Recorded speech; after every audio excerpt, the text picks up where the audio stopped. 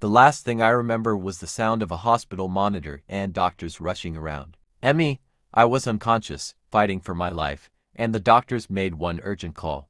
My daughter, they told her, your father may not survive the night. You need to come immediately. But her answer broke my heart. She didn't ask about my condition. She didn't ask if I was scared. She simply said, I'm busy.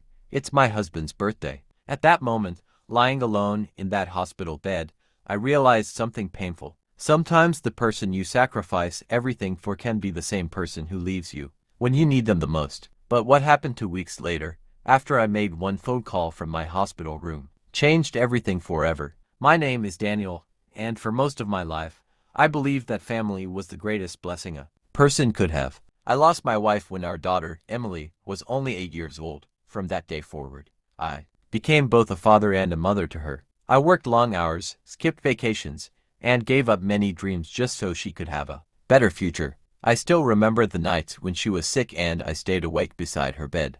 I remember helping her with homework, attending every school event, and standing proudly at her graduation. When she got married, I cried tears of happiness. I thought, my little girl has found someone who will love and protect her. I never expected that one day I would become a stranger in her life. After retirement, my health started getting worse.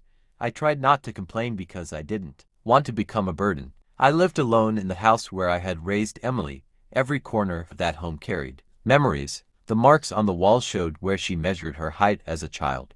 The old chair in the living room was where I used to read stories to her before bedtime. That house wasn't just bricks and walls. It was my entire life. One evening, while preparing dinner, I suddenly felt a sharp pain in my chest. I tried reaching for my phone, but before I could call anyone, everything went dark. The next thing I remember was waking up in a hospital. There were doctors around me, machines connected to my body, and my vision was blurry. A doctor looked at me seriously and said, your condition was critical. You were very lucky. Someone found you in time. I asked the first question that came to my mind. Did you call my daughter? The doctor looked away for a moment. Yes, we did. I smiled with relief. I thought Emily would be there soon. I imagined her running into the hospital room, holding my hand, telling me everything would be okay.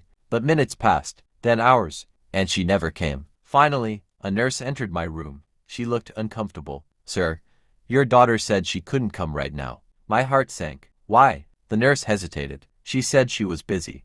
She said it was her husband's birthday celebration. For a moment, I couldn't understand what I was hearing.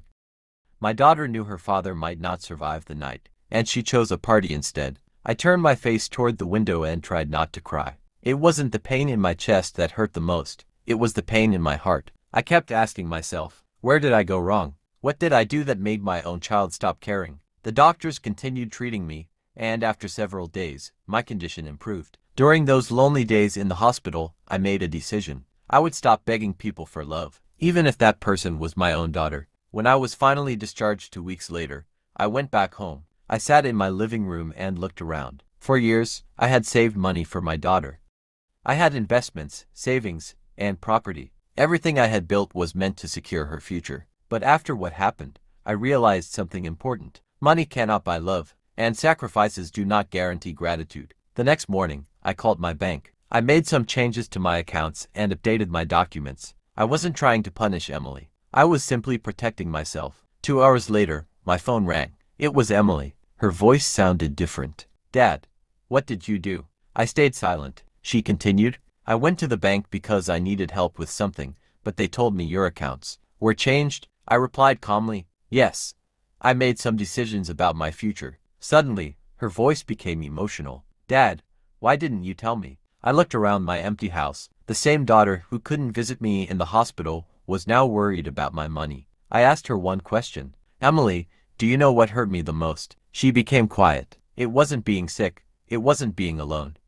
It was knowing that when I needed you, I wasn't important enough. There was silence on the phone. Then I heard her crying. Dad, I made a mistake. For the first time, I heard regret in her voice. She came to my house that evening. When I opened the door, she wasn't the confident woman I remembered. She looked broken. She hugged me and cried. I'm sorry, Dad. I was selfish. I thought you would always be there, so I stopped appreciating you. I didn't forgive her immediately, because some wounds need time. But I also knew something. Holding on to anger forever only destroys your own heart. We sat together that night and talked for hours. She told me she had been distracted by her new life and made a terrible choice. I told her that family is not about being there only during celebrations. Family is about showing up during the darkest moments. Over the next few months, Emily slowly changed. She started visiting me regularly. She called me every day. She stopped taking my love for granted. One day, she looked at me and said, "Dad, I almost lost you because I was too busy celebrating something temporary."